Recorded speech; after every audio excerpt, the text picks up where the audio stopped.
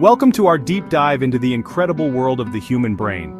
Today we'll explore how this amazing organ controls everything you do. You know, when we look up at the night sky and see all those stars, planets, and galaxies, it's easy to feel small. But here's the thing, inside each of our skulls sits the most complex object in the known universe, the human brain. It's a 3-pound marvel of evolution, capable of thoughts, emotions, dreams, and everything in between. Over the next few minutes, we'll peel back the layers of this amazing organ and try to understand its inner workings. We'll talk about how it receives information, processes it, and sends out commands to the rest of your body. Think about the last time you caught a ball. Your eyes saw the ball coming towards you. They sent that visual information to your brain at the speed of light. Your brain, in turn, processed that information, calculated the ball's trajectory, and sent signals to your muscles telling them exactly how to move to intercept it. All of this happened in a split second, thanks to your brain, the ultimate command center. Your brain is constantly bombarded with information from both inside and outside your body. It processes all of this data, making sense of the world around you. It controls your voluntary actions like walking or talking, and involuntary ones like breathing or your heartbeat. Even when you're asleep, your brain is hard at work, consolidating memories, dreaming, and preparing you for the day ahead. It's like a never-ending symphony of electrical and chemical activity. But how does it all work? Imagine your brain as a city. It has different neighborhoods, each with its own unique function. At the top of your head sits the cerebrum, the largest part of your brain. It's like the bustling metropolis of your brain. This is where you think, learn, solve problems, and experience emotions. At the back of your head, tucked beneath the cerebrum, is the cerebellum. If the cerebrum is the city center, the cerebellum is like the transportation hub. It's responsible for your coordination, balance, and smooth movements. Ever notice how effortlessly you can walk and talk at the same time? Thank your cerebellum. Lower down, connecting your brain to your spinal cord, is the brainstem. This is the most ancient part of your brain, responsible for your most basic life functions like breathing, heart rate, and blood pressure. It's the power grid that keeps everything running. And then there's the limbic system, nestled deep within the brain. This area is all about emotions and memories. It's the cultural center of your brain, responsible for feelings like happiness, sadness, fear, and love.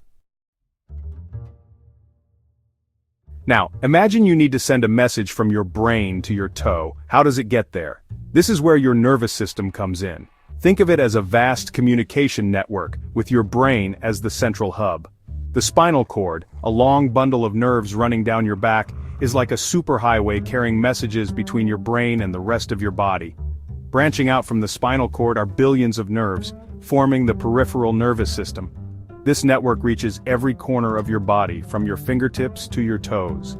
There are two main types of nerves: sensory nerves and motor nerves.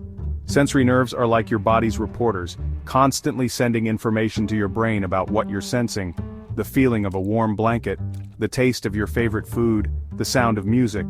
Motor nerves are the messengers that carry instructions from your brain to your muscles and organs, telling them what to do. When you decide to reach for that cup of coffee, it's your motor nerves that spring into action, directing your muscles to move with precision. Chapter 4. Neurons, the brain's tiny messengers. So we know the nervous system carries messages, but what are these messages and how are they transmitted?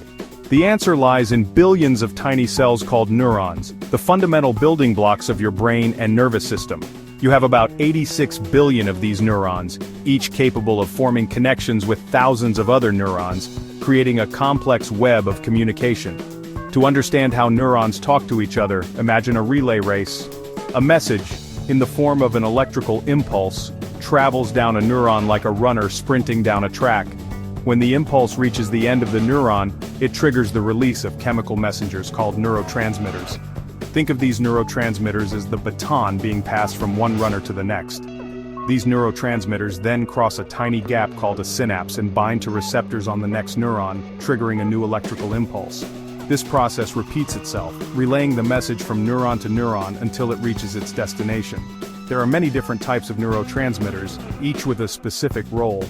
For example, dopamine is linked to motivation, reward, and pleasure.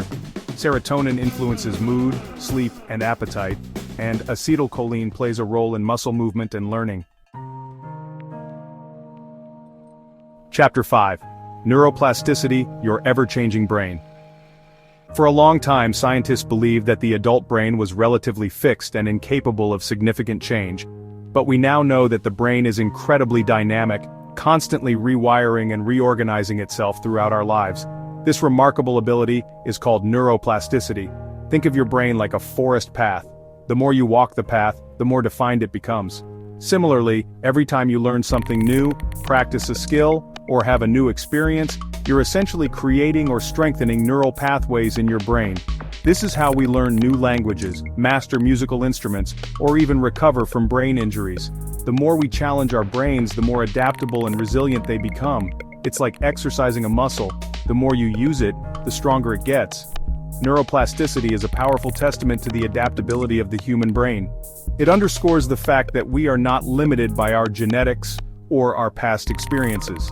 Our brains have the remarkable ability to change and adapt throughout our lives, shaping who we are and who we can become. Chapter 6. The brain's internal clock. Your circadian rhythm. Have you ever wondered why you feel sleepy at night and alert during the day? It's not just about the presence or absence of sunlight. Our bodies operate on a roughly 24-hour cycle known as the circadian rhythm, and it's controlled by a tiny region in your brain called the hypothalamus.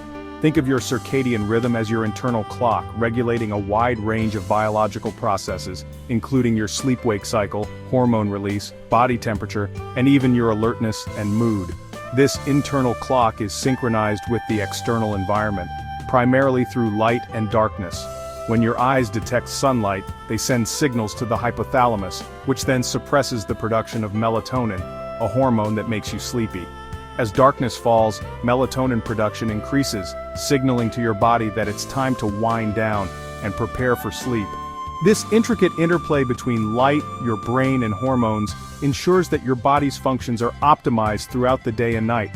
Of course, our modern lifestyles with artificial light exposure and irregular sleep schedules can disrupt this delicate balance, leading to sleep problems, fatigue, and other health issues.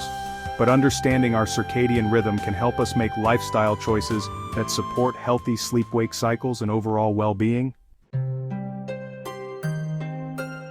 So there you have it, a glimpse into the awe-inspiring world of your brain. From the intricate structure of neurons to the power of neuroplasticity, we've only just begun to scratch the surface of this incredible organ. But one thing is clear, the brain is a testament to the power of evolution, capable of remarkable feats of cognition, creativity, and resilience. The more we learn about the brain, the more we realize just how much there is still to discover. Don't forget to like, comment, and subscribe for more Anatomy Explained Simply. Turn on the bell to follow the full 100 Days of Anatomy series. Keep those questions coming, and never stop exploring the wonders of your own brain.